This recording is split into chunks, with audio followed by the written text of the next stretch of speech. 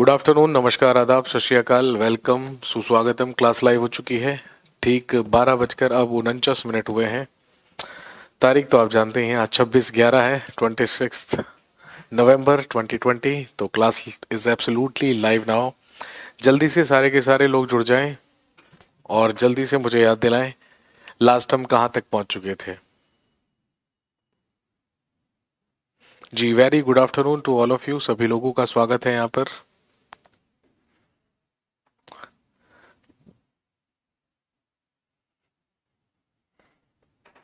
बंगाल में द्वैध शासन का कारण मेरे भाई सिर्फ और सिर्फ बंगाल से ज्यादा धन लूटना और उसे कहाँ भेज देना, ब्रिटेन भेज देना।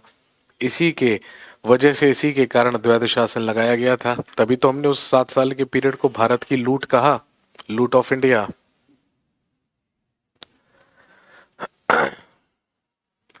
चलिए शुरुआत करते हैं। हम पढ़ रहे थे rise of new states in India, Bharat में नवीन राज्यों का उदय।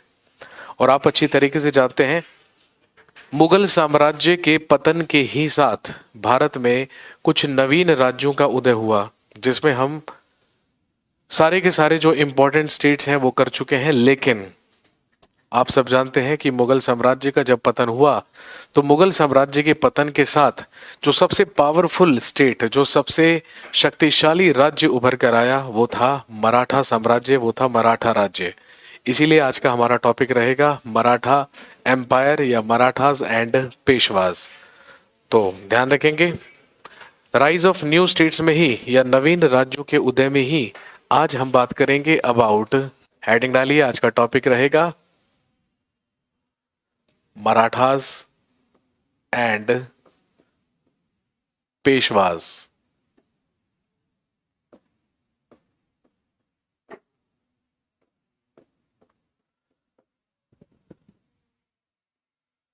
मराठा और पेशवा। दोस्तों, अगर हम मराठा साम्राज्य के उदय के बारे में बात करें या मराठा साम्राज्य की शुरुआत के बारे में बात करें तो आप सब जानते हैं कि मुगल बादशाह औरंगजेब के समकालीन या औरंगजेब के ही कंटेम्परेरी भारत में मराठा साम्राज्य का उदय हुआ। जो आज महाराष्ट्र है, उसी स्थान पर जो मराठी भाषी क्षेत्र है, उसी क्षेत्र में मराठा साम्राज्य का उदय हुआ था। और हम सब जानते हैं मराठा साम्राज्य का संस्थापक माना जाता है छत्रपति शिवाजी महाराज को। तो यदि हम मराठा साम्राज्य के बारे में पढ़ते हैं तो ध्यान रखेंगे इसके 2 फेजेस हैं, इसके 2 चरण हैं। और अगर इसके 2 फेजेस और 2 चरणों के बारे में हम बात करें तो मराठा साम्राज्य के 2 फेजेस या 2 चरणों में सबसे पहले हम पढ़ते हैं छत्रपति शिवाजी महाराज और शिवाजी के उत्तराधिकारियों के बारे में। और फिर दूसरे फेज में हम बात करेंगे मराठा साम्राज्य जो किसके अधीन रहेगा, मराठा साम्राज्य के पेशवाओं के अधीन रहेगा, जिसमें हम पेशवा शासकों के बारे में या पेशवा रूलर्स के बारे में बात करेंगे। तो चलिए शुरुआत करते हैं और बात करते हैं सबसे पहले किसके बारे में, छत्रपति शिवाजी महाराज के बारे में। सबसे पहले हेडिंग डालिए शिवाजी।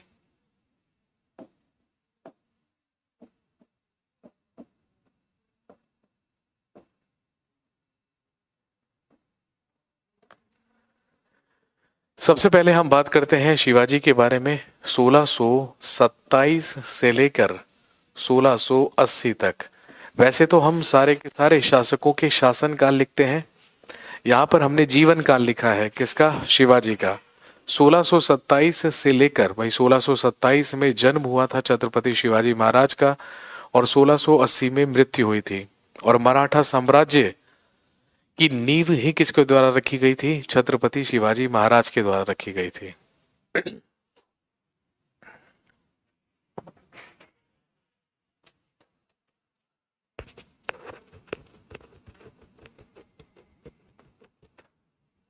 लिखेंगे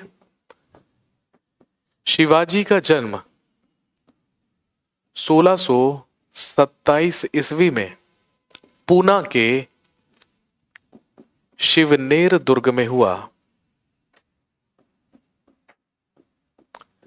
Shivaji was born in 1627। Shivaji का जन्म 1627 ईस्वी में पूना के शिवनेर दुर्ग में हुआ या शिवनेर के किले में हुआ?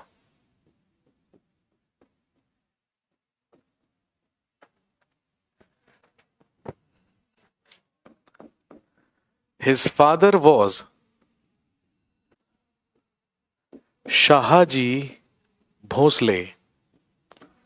शिवाजी के पिता का नाम शाहजी भोसले था। और यदि हम बात करें शाहजी भोसले के बारे में तो ध्यान रखेंगे ये मेवाड़ के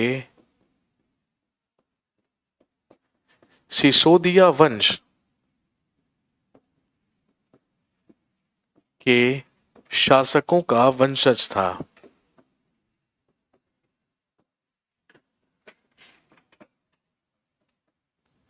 कहने का मतलब, अगर हम बात करें शिवाजी के पूर्वजों के बारे में, शिवाजी के पिता का नाम शाहजी भोसले था, लेकिन जो शाहजी भोसले था वो बिलोंग किया करता था, वो कहां से बिलोंग करता था?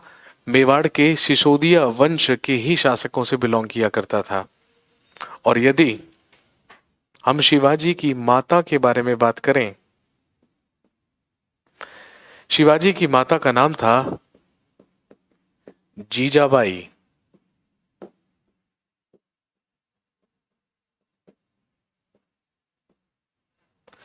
और शिवाजी की माता जीजाबाई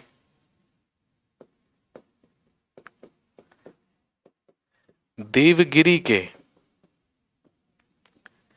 यादव वंश से थी। तो ध्यान रखेंगे, अपने पितृ पक्ष से शिवाजी मेवाड़ के सिसोदिया वंश का वंशज था। और अगर हम माता के बारे में बात करें जिनका नाम जीजाबाई था, वो देवगिरी के यादव वंश से बिलोंग किया करती थी। मतलब राजस्थान से, अरे भाई मेवाड़ तो राजस्थान में ही है, और अगर हम मेवाड़ की बात कर रहे हैं तो डेफिनेटली राजस्थान ही होगा। बेसिकली हुआ क्या था, जब 14वीं शताब्दी की शुरुआत में अलाउद्दीन खिलजी ने राजस्थान पर अटैक किया था, तो ही ध्यान रखेंगे शिवाजी के जो पूर्वज थे वो मेवाड़ से पलायन करके कहाँ गए थे? महाराष्ट्र गए थे। और उन्हीं का वंशज शाहजी भोसले हुआ करता था, जो शिवाजी का पिता था। शिवाजी के पिता का नाम शाहजी भोसले और माता का नाम जीजाबाई था। इसके बाद ध्यान रखेंगे,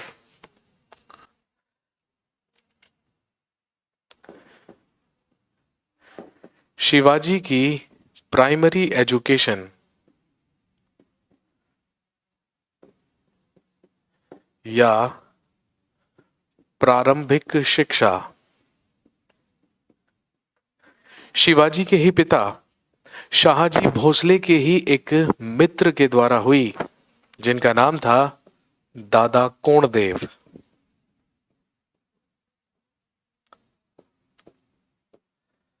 दादा कोंडदेव जो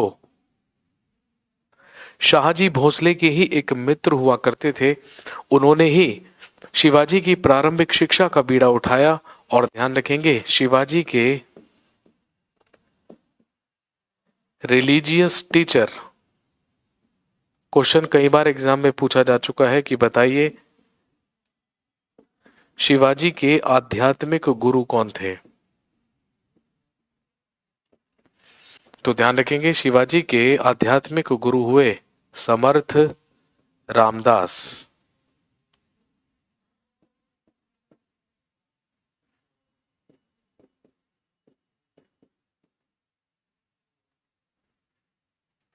जो महाराष्ट्र के ही एक भक्ति आंदोलन के संत हुआ करते थे, जिनका नाम था रामदास। तो ध्यान रखेंगे, रामदास ही शिवाजी के आध्यात्मिक गुरु हुआ करते थे। कोंडदेव और रामदास के ही संपर्क में रहने के कारण बचपन से ही शिवाजी के अंदर आध्यात्म और हिंदुत्व की भावना जागृत थी।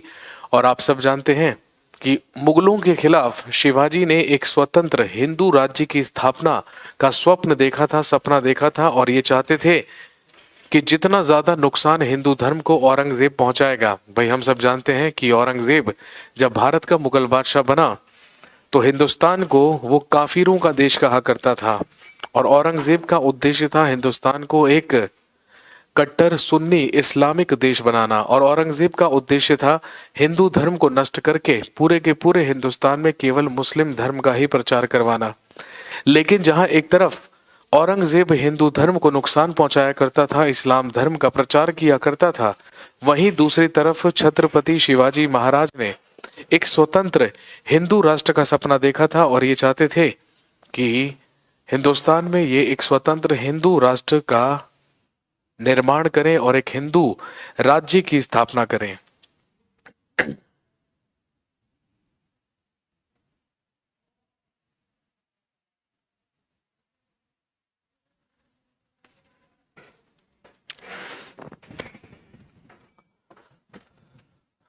और यदि हम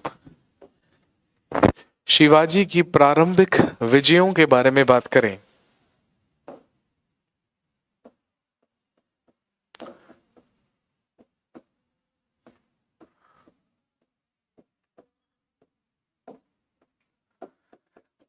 अगर हम शिवाजी की प्रारंभिक विजयों के बारे में बात करें तो ध्यान रखेंगे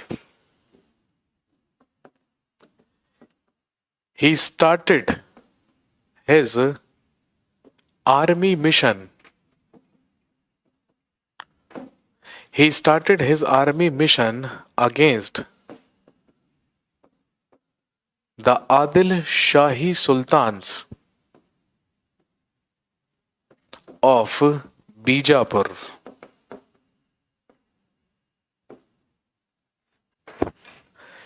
शिवाजी ने अभियान की शुरुआत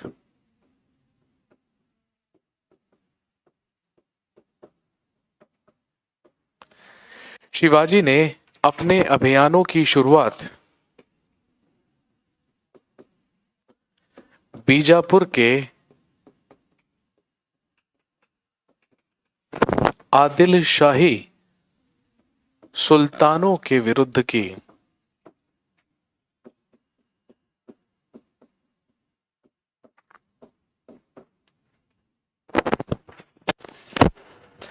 जिस समय शिवाजी ने अपना सैन्य अभियान शुरू किया था, अपने आर्मी मिशन से शुरू किए थे, उस समय इसने शुरुआत ही बीजापुर के आदिल शाही सुल्तानों के खिलाफ की थी। और यदि हम शिवाजी की सबसे पहली विजय के बारे में बात करें तो शिवाजी की सबसे पहली विजय या फर्स्ट विक्ट्री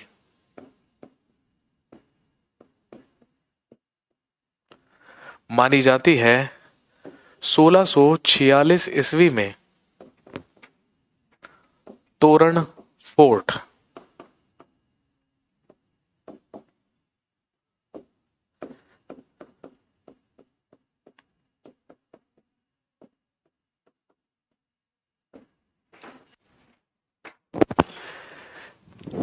शिवाजी की सबसे पहली विजय या सबसे पहली विक्ट्री मानी जाती है 1646 में, जब इसने तोरण के किले को जीता था।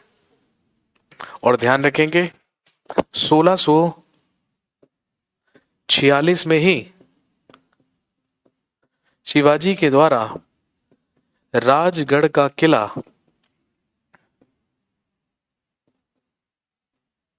या राजगढ़ फोर्ट पर भी विजय हासिल की गई। ये शिवाजी के सैन्य अभियानों के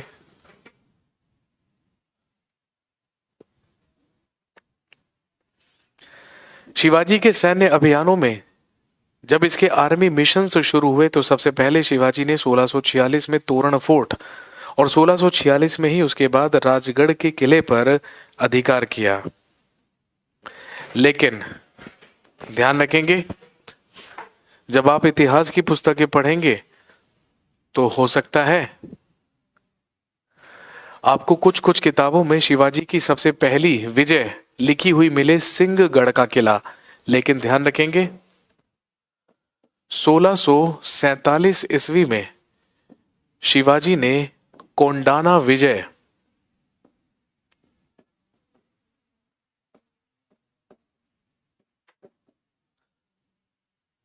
ईस्वी में शिवाजी ने कोंडाना विजय की थी और इसी कोंडाना को ही क्या कहा गया है, सिंहगढ़ कहा गया है?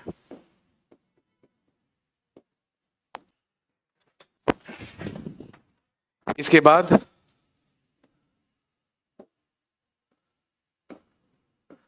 1654 ईस्वी में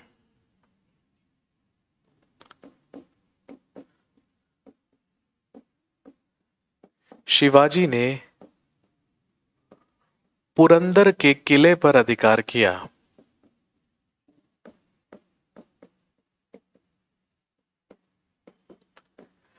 शिवाजी कॉन्कर्ड पुरंदर फोर्ट।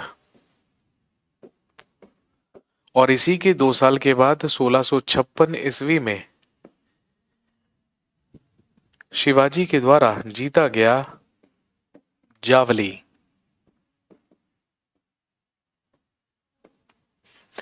ये शिवाजी की सबसे प्रारंभिक विजय मानी जाती है, सबसे शुरुआती विजय मानी जाती है। ध्यान रखेंगे सीक्वेंस में सबसे पहले शिवाजी ने अपने विजयों का जो अभियान था, जो मिशन था, वो बीजापुर के ही आदिल शाही सुल्तान के खिलाफ शुरू किया था, जिसमें सबसे पहली विक्ट्री मानी जाती है 1646 में पहले तोरण का किला और फिर राजगढ़ का किला। इसके बाद 1647 में कोंडाना विजय के ही दौरान सिंहगढ़ के किले पर शिवाजी ने अधिकार किया। फिर 1654 में पुरंदर का किला और 1656 ईस्वी में जावली फोर्ट या जावली के किले पर भी शिवाजी का अधिकार हुआ।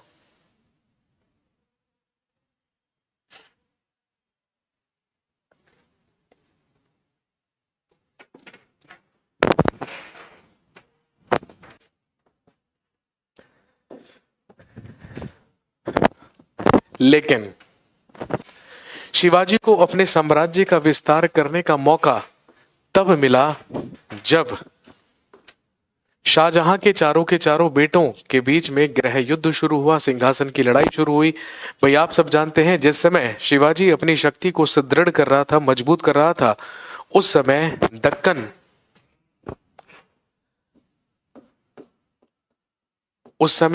दक्कन का सूबेदार मुगल बादशाह शाहजहां का बेटा औरंगजेब हुआ करता था। और हमने पढ़ा भी था कि जब 1657 ईस्वी में शाहजहां ने अपने बड़े बेटे दारा शिकोह को अपना उत्तराधिकारी घोषित किया था, तो उसी के चारों बेटे दारा शिकोह, औरंगजेब, शाह शुजा और मुराद बख्श के बीच में उत्तराधिकार की लड़ाई शुरू हुई थी। उस समय शाह शुजा बंगाल का सूबेदार हुआ करता था, मुराद बख्श के पास गुजरात की सूबेदारी हुआ करती थी, और औरंगजेब वाज द सूबेदार ऑफ डेक्कन दैट टाइम। और उस समय औरंगजेब दक्कन का सूबेदार हुआ करता था। लेकिन ध्यान रखेंगे, जैसे ही मुगल बादशाह शाहजहां ने दारा शिकोह को अपना उत्तराधिकारी घोषित किया, तो 1657 में ही औरंगजेब वेंट नॉर्थ इंडिया। तो औरंगजेब दक्कन छोड़कर कहां चला गया? उत्तर भारत चला गया।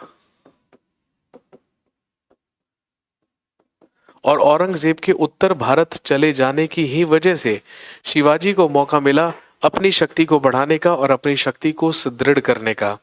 इसीलिए इन 1657 में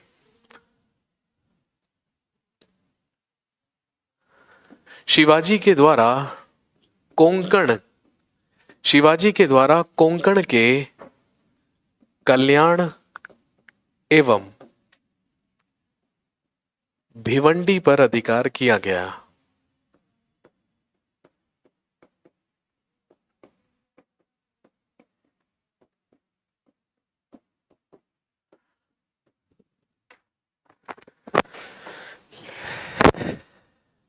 और जब कोंकण के कल्याण और भिवंडी पर भी शिवाजी का अधिकार हुआ, तो शिवाजी से इनसिक्योरिटी हुई, शिवाजी से परेशानी हुई। किसे? बीजापुर के सुल्तानों को। इसीलिए ध्यान रखेंगे, बीजापुर के सुल्तान ने ही अपने वजीर को शिवाजी का दमन करने के लिए भेजा, शिवाजी को कंट्रोल करने के लिए भेजा। और हम सब जानते हैं उस समय बीजापुर के सुल्तानों का वजीर कौन हुआ करता था? अफजल खान हुआ करता था। और हम सब जानते हैं 1659 में ही एक महत्वपूर्ण घटना घटित हुई, और वो क्या थी? लिख लीजिएगा, अफजल खां की हत्या।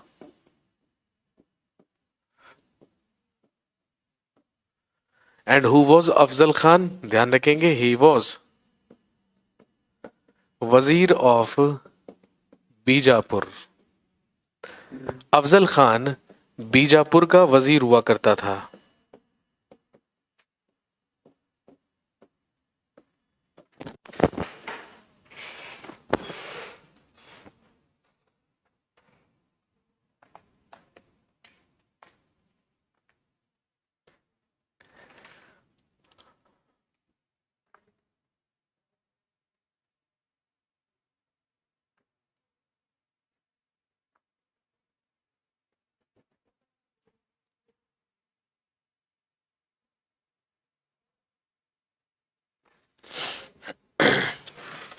सिक्सटीन 1659 में या 1659 ईस्वी में बीजापुर के वजीर अफजल खान की हत्या कर दी गई।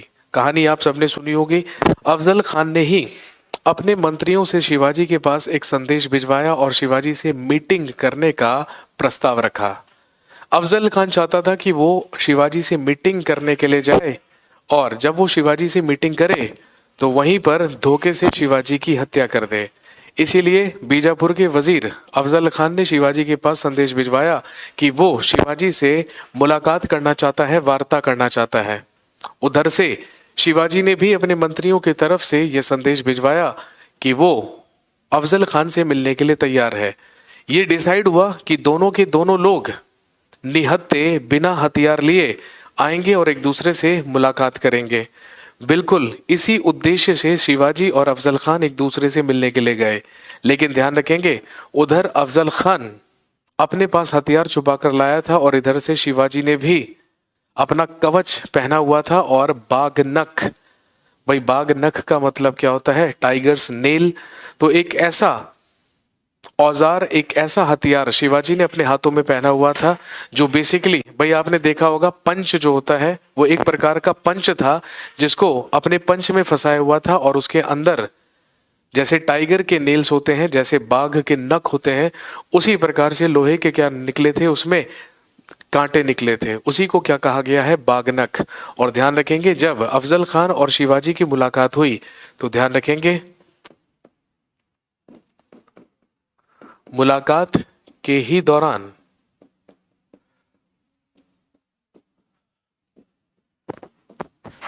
शिवाजी ने एक बाघ नख से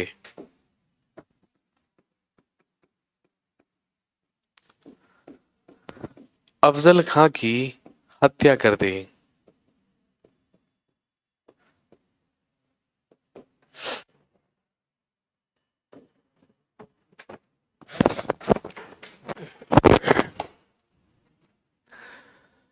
एक तरफ बड़ी महत्वपूर्ण घटना घटित हुई जब शिवाजी ने अफजल खान की हत्या कर दी और इसी समय उत्तर भारत में, भाई हम सब जानते हैं 1659 में ही औरंगजेब ने अपने बड़े भाई दारा शिकोह की हत्या कर दी थी और अपना दूसरा राज्याभिषेक दिल्ली के लाल किले में करवा लिया था और वो बन गया था भारत का अगला मुगल बादशाह। जब औरंगजेब भारत का मुगल बादशाह बना तो धीरे धीरे औरंगजेब को शिवाजी के बारे में जानकारी मिली और औरंगजेब को पता चला कि शिवाजी जो मराठा साम्राज्य की स्थापना कर रहा है ना, कहां पर? दक्षिण में, महाराष्ट्र में, उस शिवाजी ने बीजापुर के सुल्तान के वजीर अफजल खान की हत्या कर दी है। इसीलिए शिवाजी का ही दमन करने के लिए, शिवाजी के खिलाफ ही कार्यवाही करने के लिए औरंगजेब ने दक्कन का वजीर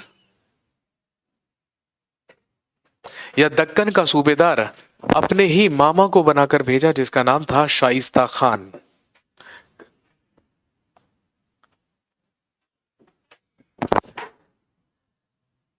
इसके बाद ध्यान रखेंगे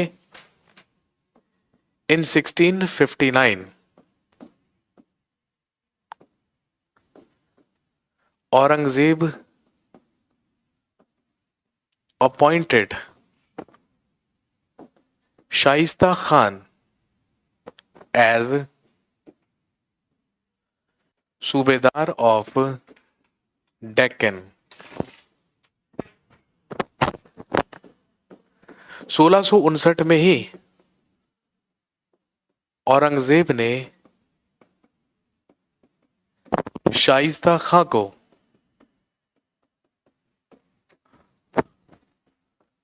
दक्कन का सूबेदार बनाया।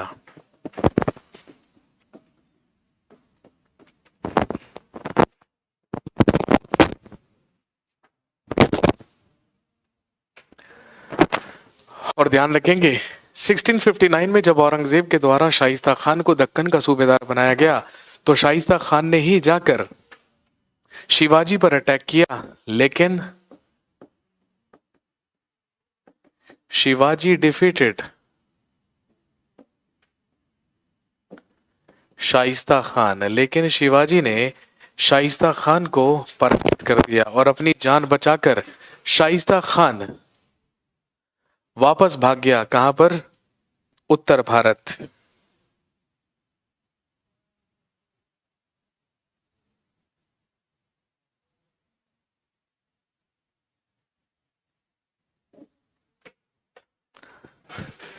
शाइस्ता खान भाग खड़ा हुआ उत्तर भारत और इसके पुत्र और मुगलों की भारी सेना का नुकसान शिवाजी की सेना के द्वारा कर दिया गया।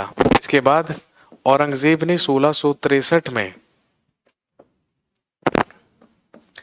अपने बड़े बेटे मुअज्जम को, सबको याद हो गया होगा मुअज्जम, ये वही मुअज्जम है जो औरंगजेब की मृत्यु के बाद भारत का अगला मुगल बादशाह बना था। किस नाम से? बहादुर शाह प्रथम के नाम से। 1663 ईस्वी में औरंगजेब ने अपने बेटे मुअज्जम को दक्कन का सूबेदार बनाया। और ध्यान रखेंगे वो शाइस्ता खान जो शिवाजी के खिलाफ विफल रहा या फेल हुआ, शाइस्ता खान को भेज दिया गया कहां पर? बंगाल, और इसे बंगाल का सूबेदार बना दिया गया। तो बंगाल का सूबेदार बना दिया गया शाइस्ता खान को और दक्कन की सूबेदारी औरंगजेब ने अपने बेटे शाइस्त मुअज्जम को दे दी और यही मुअज्जम आगे चलकर क्या बनेगा? बहादुर शाह प्रथम या शाह आलम प्रथम बनेगा। लेकिन शिवाजी कहां रुकने वाला था? भाई शिवाजी का तो उद्देश्य था मुगलों को ज्यादा से ज्यादा नुकसान पहुंचाना। और ध्यान रखेंगे क्योंकि शिवाजी को जरूरत थी एक भारी रकम की और भारी लूटपाट की, इसलिए अपनी आर्थिक स्थिति को भी मजबूत बनाने के लिए शिवाजी ने मुगलों के सबसे प्रसिद्ध बंदरगाह पर आक्रमण किया। और दोस्तों आप सब जानते हैं मुगलों का सबसे प्रसिद्ध बंदरगाह हुआ करता था सूरत, और सबसे ज्यादा रेवेन्यू, सबसे ज्यादा राजस्व मुगलों को प्राप्त ही कहां से होता था? सूरत से होता था। इसीलिए इन 1664 ध्यान रखेंगे शिवाजी डिड हिज फर्स्ट लूट ऑफ सूरत।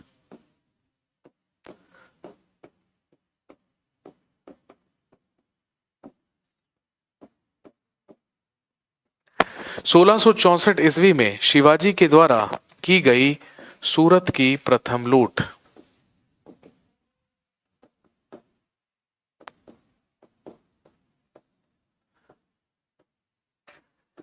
शिवाजी ने अपनी सेना के साथ सूरत पर आक्रमण किया और जाकर सूरत को लूट लिया और इस लूट में लगभग सूरत से 1 करोड़ रुपए की संपत्ति प्राप्त की। किसने? शिवाजी ने। अब औरंगजेब का ध्यान आकर्षित हुआ किसकी तरफ? शिवाजी की तरफ। और ध्यान रखेंगे औरंगजेब ने अपने सेनापति आमेर के राजा जयसिंह को शिवाजी पर अटैक करने के लिए भेजा और कहा कि जाइए और जाकर शिवाजी को नियंत्रित कीजिए, शिवाजी को कंट्रोल कीजिए। ध्यान रखेंगे जब सूरत पर अटैक किया था शिवाजी ने, तो भाई आप सब अच्छी तरीके से जानते हैं उस समय तो सूरत में अंग्रेज भी व्यापार कर रहे थे, उस समय तो सूरत में डचेस भी व्यापार कर रहे थे, लेकिन शिवाजी ने अंग्रेज और डचों को कोई नुकसान नहीं पहुंचाया था। उसका उद्देश्य था केवल और केवल आर्थिक नुकसान पहुंचाना। किसको? मुगलों को। इसीलिए शिवाजी ने सूरत की लूट की थी 1664 ईस्वी में, लेकिन इसी के अगले साल इन 1665 औरंगजेब सेंट जय सिंह टू अटैक शिवाजी। जयसिंह और जयसिंह का बेटा जिसका नाम था राम सिंह, ये दोनों के दोनों अपनी सेना लेकर गए शिवाजी के खिलाफ। और दोस्तों ध्यान रखेंगे, शिवाजी के खिलाफ जयसिंह ने संघर्ष किया। जयसिंह का संघर्ष हुआ जिसमें जयसिंह और मुगलों की सेना ज्यादा ताकतवर साबित हुई और मजबूरन शिवाजी को जयसिंह के सामने सरेंडर कर देना पड़ा या आत्मसमर्पण कर देना पड़ा। और हम सब जानते हैं इसी के बाद 1665 ईस्वी में जयसिंह और शिवाजी के बीच एक प्रसिद्ध ऐतिहासिक संधि हुई जिसे हम जानते हैं ट्रीटी ऑफ पुरंदर के नाम से।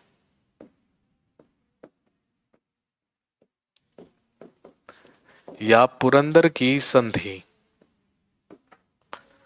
ध्यान रखेंगे जो किस किस के बीच हुई थी, बिटवीन जयसिंह एंड शिवाजी।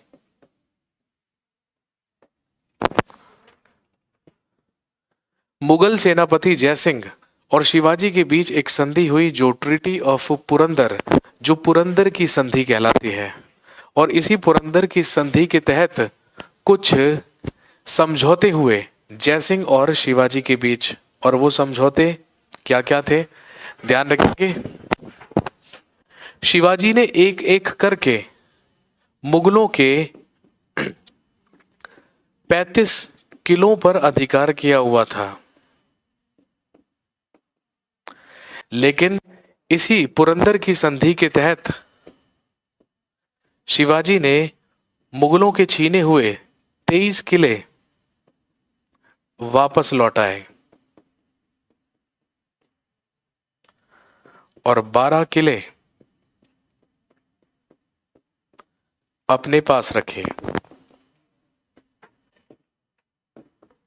सबसे पहला समझौता, कुल 35 किलों पर शिवाजी के द्वारा अधिकार किया गया था, जिसमें से उसने 23 किले मुगलों को वापस लौटा दिए और 12 किले अपने पास बनाए रखे।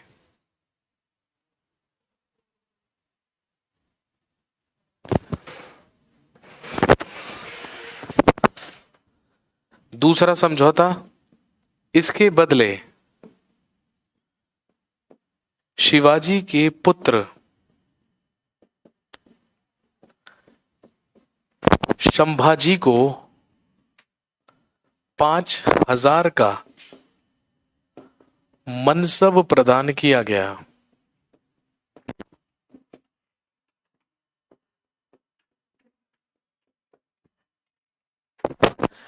शिवाजी के पुत्र संभाजी को मुगलों के द्वारा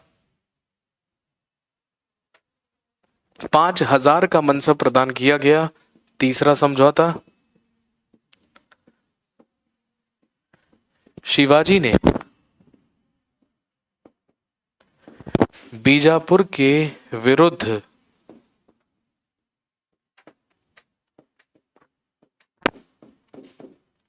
मुगलों की मदद करने का वादा किया।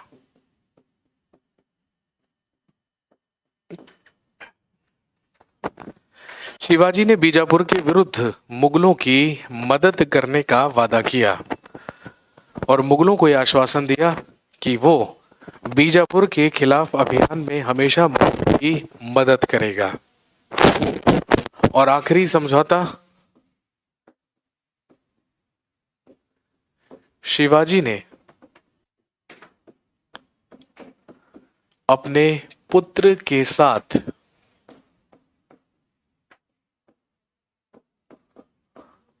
मुगल दरबार में पेश होना स्वीकार किया।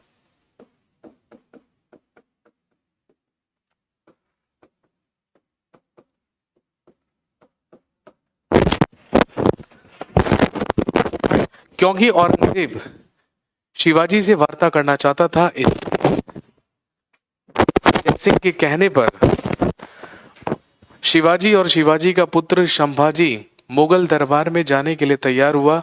जयसिंह और उसके पुत्र राम सिंह ने यह आश्वासन दिया कि आपकी सुरक्षा की जिम्मेदारी हम लेते हैं, आप औरंगजेब के दरबार में चलिए, क्योंकि औरंगजेब आपसे वार्ता करना चाहता है, औरंगजेब आपसे बातचीत करना चाहता है। और इसके बाद क्या हुआ सब जानते हैं। 1666 ईस्वी में in 1666 Jaisingh presented Shivaji in the court of Aurangzeb. Jaisingh ने शिवाजी को औरंगजेब के दरबार में पेश किया।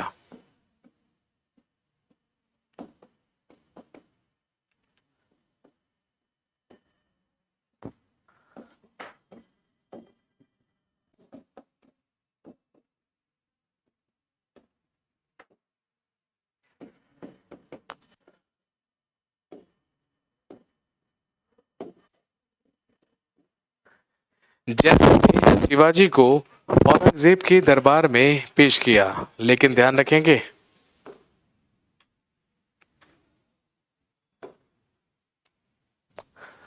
धोखे से औरंगजेब ने शिवाजी और शिवाजी के पुत्र संभाजी को बंदी बना लिया।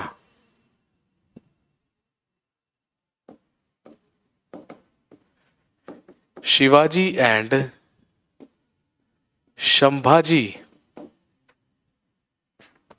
were arrested by Aurangzeb.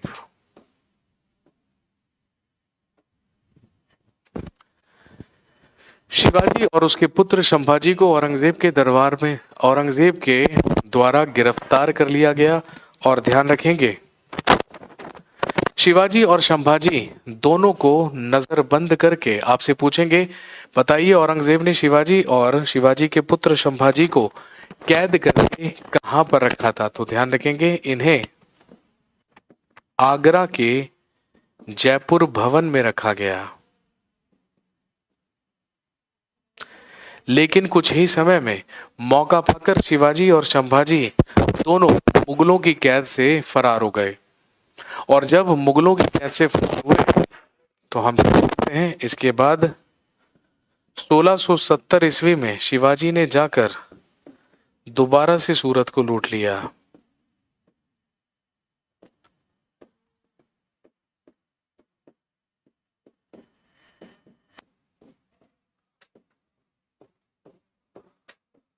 सूरत की प्रथम लूट में लगभग 1 करोड़ रुपए बरामद हुए थे शिवाजी को। दूसरी लूट में भी लगभग 60 लाख रुपए की लूट शिवाजी के द्वारा की गई।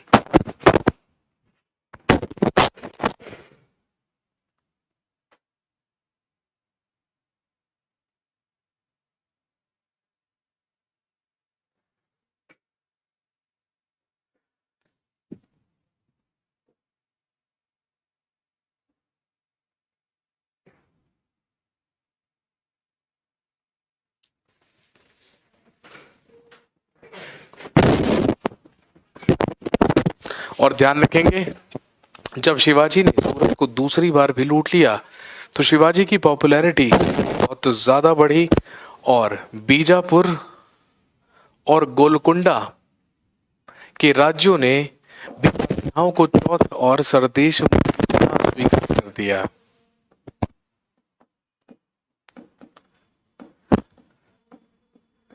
बीजापुर और गोलकुंडा से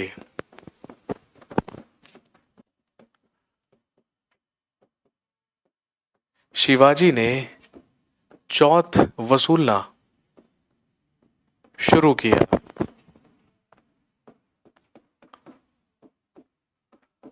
और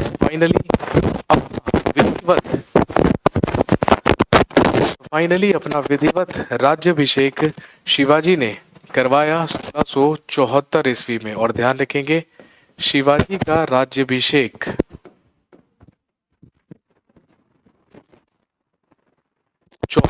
ईस्वी के किले पे हुआ।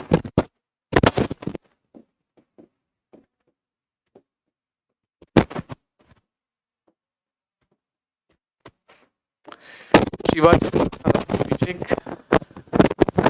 1674 ईस्वी में रायगढ़ या रायगढ़ के किले में करवाया।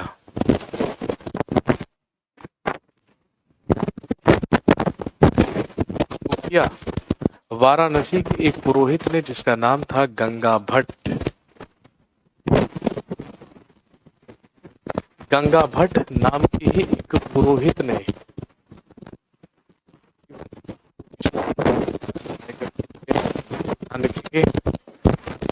अपना राज्याभिषेक करवाकर शिवाजी टुक 2 टाइटल्स। शिवाजी ने 2 उपाधियां धारण की। पहली छत्रपति महाराज और दूसरी हिंदू बादशाह।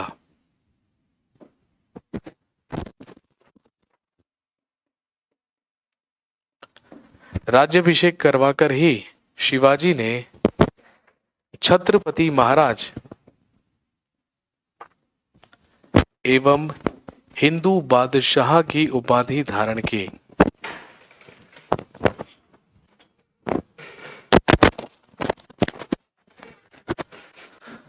साउंड में चेक करवा लेता हूं, एक बार रुकेंगे।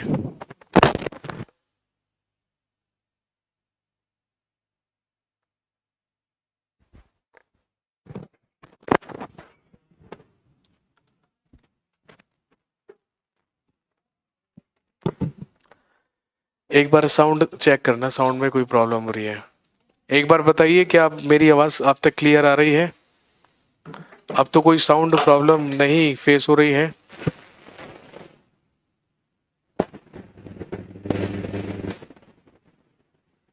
जी, क्या अब साउंड ठीक है?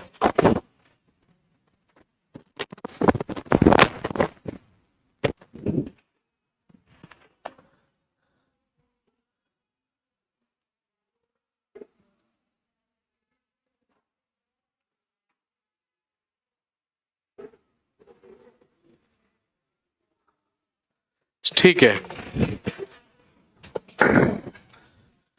तो ध्यान रखेंगे। विधिवत अपना राज्याभिषेक शिवाजी के द्वारा 1674 ईस्वी में रायगढ़ के किले में करवाया गया। रायगढ़ ही मराठाओं की राजधानी बनी, जो किया गया गंगा भट्ट के द्वारा, जो वाराणसी का ही एक पुरोहित हुआ करता था। और ध्यान रखेंगे, अपना राज्याभिषेक करवाकर ही शिवाजी टुक 2 टाइटल्स। शिवाजी ने 2 उपाधियां धारण की, एक तो छत्रपति महाराज और दूसरी हिंदू बादशाह। और इसी के बाद ये कहलाया हिंदू बादशाह छत्रपति शिवाजी महाराज। देखना यार, अभी भी ऑडियो क्लियर नहीं है। जी मैं चेक करवा रहा हूं साउंड प्रॉब्लम क्या है। आप धैर्य बनाए रखें।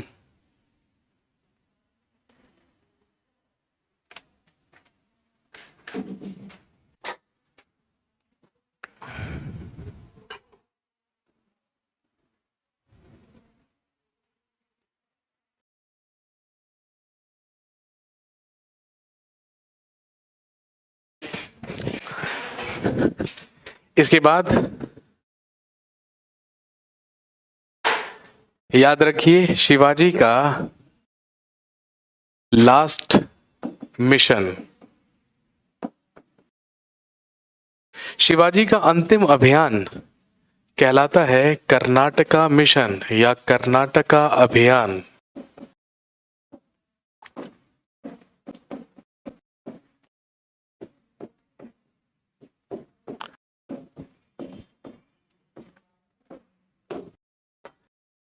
शिवाजी का अंतिम अभियान माना जाता है कर्नाटका मिशन या कर्नाटक अभियान।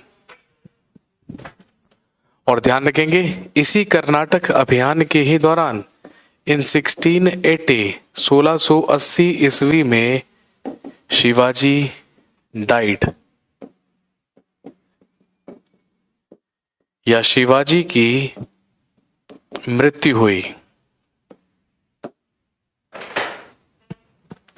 लेकिन इतिहासकारों का ऐसा कहना है कि जो शिवाजी का अंतिम समय था वो बहुत ही ज्यादा बेहतर स्थिति में नहीं गुजरा, क्योंकि जो शिवाजी का बड़ा पुत्र था संभाजी, यही शिवाजी के खिलाफ हो गया और इसी ने शिवाजी के खिलाफ विद्रोह करना शुरू कर दिया। 1680 ईस्वी में शिवाजी की मृत्यु हुई और हम सब जानते हैं शिवाजी की मृत्यु होते ही शिवाजी के दूसरे पुत्र जिसका नाम था राजा राम ने मराठा सिंहासन प्राप्त किया और वो मराठा सिंहासन पर अगला मराठा शासक बनकर बैठा। लेकिन संभाजी के द्वारा राजा राम को सिंहासन से हटवाया गया और फिर 1680 से लेके 1689 ईस्वी तक मराठा साम्राज्य का दूसरा शासक हुआ संभाजी। लेकिन उससे पहले हम बात करेंगे शिवाजी से ही जुड़े और शिवाजी से ही रिलेटेड कुछ और इंपॉर्टेंट चीजों के बारे में। शिवाजी के शासनकाल में शिवाजी का जो मंत्री परिषद हुआ करता था, जो मंत्रिमंडल या जो कैबिनेट हुआ करता था, उसमें 8 प्रमुख मंत्री हुआ करते थे, उसमें 8 प्रमुख लोग हुआ करते थे। और ध्यान रखेंगे जिन्हें क्या कहा जाता था, शिवाजी के अष्टप्रधान। तो लिख लीजिएगा, अष्टप्रधान ऑफ शिवाजी।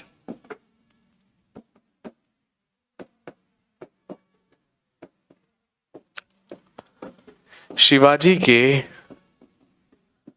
अष्टप्रधान।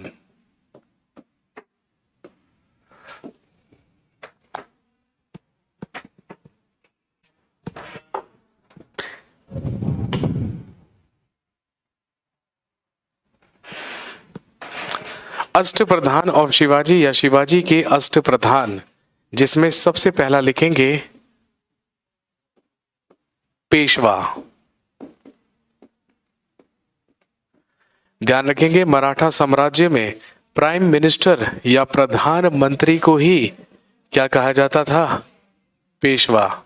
लिख लीजिए, ये था प्राइम मिनिस्टर या प्रधानमंत्री।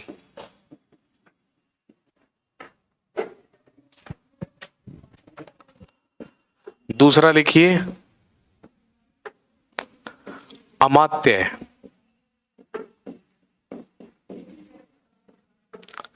दूसरा लिखिए अमात्य, जिसे पंत या मजूमदार भी कहा जाता था। And he was basically revenue minister. ये हुआ करता था मराठा साम्राज्य का राजस्व मंत्री। रेवेन्यू मिनिस्टर या राजस्व मंत्री को कहा जाता था अमात्य, पंत या मजूमदार। अगला लिखिए सरे नौबत।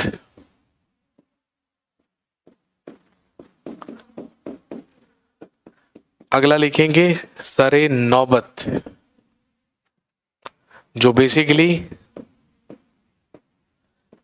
आर्मी चीफ या सेनापति को कहा जाता था। आर्मी चीफ या सेनापति ही कहलाता था सरे नौबत। नेक्स्ट अगला लिखिए सुमंत।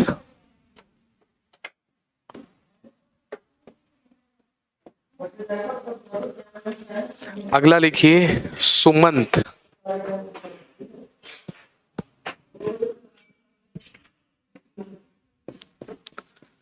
जो हुआ करता था फॉरेन मिनिस्टर।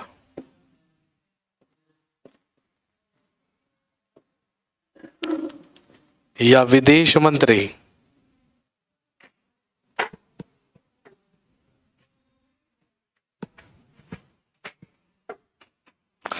अगला लिखिए वाकिया नवीस।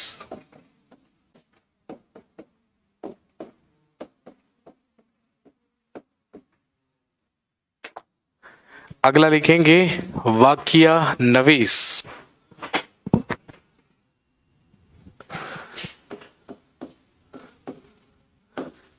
जो इंफॉर्मेशन मिनिस्टर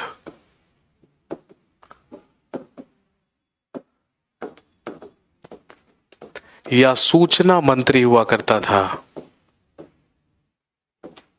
अगला लिखेंगे सुरु नवीस,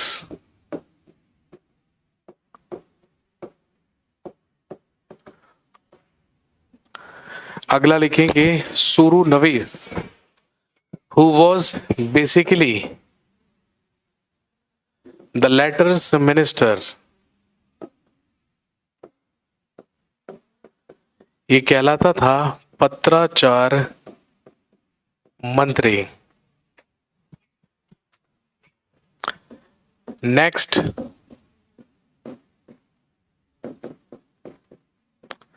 पंडित राव।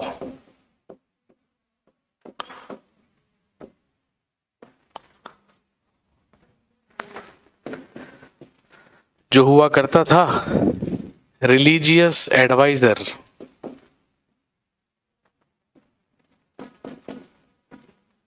या धार्मिक सलाहकार। रिलीजियस एडवाइजर या धार्मिक सलाहकार।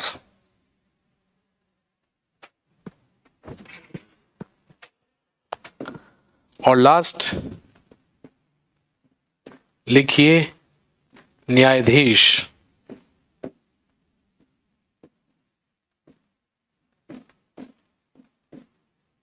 who was basically the chief justice after Shivaji, जो शिवाजी के बाद चीफ जस्टिस या मुख्य न्यायाधीश हुआ करता था, वही क्या कहलाता था? न्यायाधीश।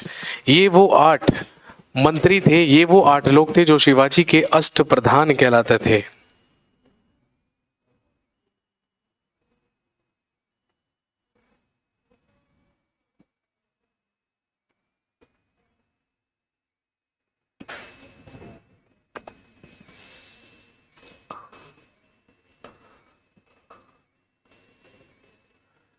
सर वाक्य नवीस को गुप्तचर भी कह सकते हैं। हाँ जी, गुप्तचरों से ही तो हमें सूचना मिलती है। जो मर्जी कह लीजिए, बस समझ में आना चाहिए।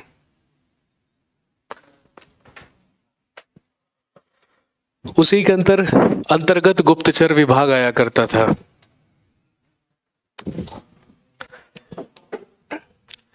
इसके अलावा ध्यान रखेंगे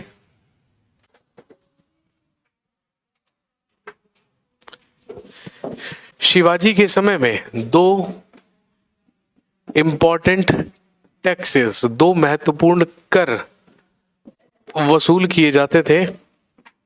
एक हमने कई बार इस्तेमाल किया है इस शब्द का, चौथ, जो क्या हुआ करता था? लिख लीजिएगा, कुल उपज का 1/4 भाग।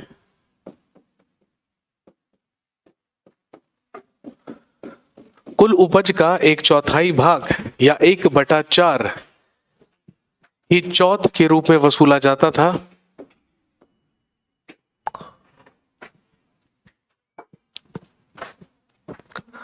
और एक हुआ करता था, लिख लीजिए, सरदेशमुखी।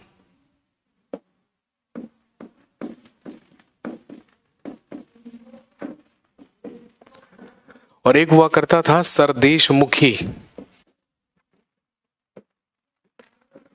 जो कुल आय का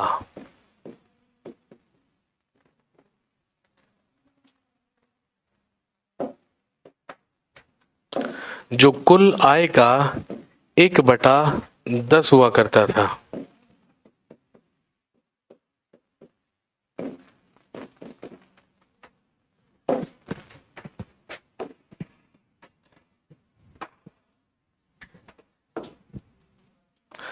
इसके अलावा ध्यान रखेंगे, शिवाजी ऑल्सो फाउंडेड अ नेवी। शिवाजी के द्वारा एक नौसेना की भी स्थापना की गई थी, जिसका हेडक्वार्टर, जिसका मुख्यालय कोलाबा हुआ करता था। और हम सब जानते हैं कोलाबा इज इन मुंबई और बॉम्बे। बॉम्बे में हुआ करता था कोलाबा। और ध्यान रखेंगे, the navy chief of Shivaji, और शिवाजी का नौसेना अध्यक्ष, और शिवाजी के नौसेना अध्यक्ष को कहा जाता था दरिया सारंग।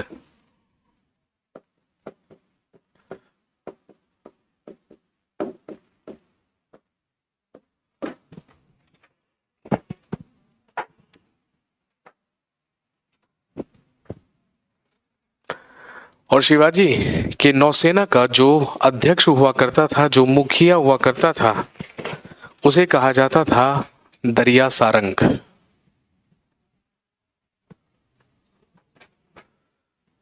तो ये रही बात शिवाजी के बारे में। चलिए कहानी को यहीं पर रोकते हैं। कल आपसे मुलाकात होगी। कल हम बात करेंगे शिवाजी के उत्तराधिकारियों के बारे में और फिर मराठा साम्राज्य जो पेशवाओं के अधीन चला, जो पेशवाओं के अंतर्गत चला, उसके बारे में। चलिए, thank you very much, have a nice day.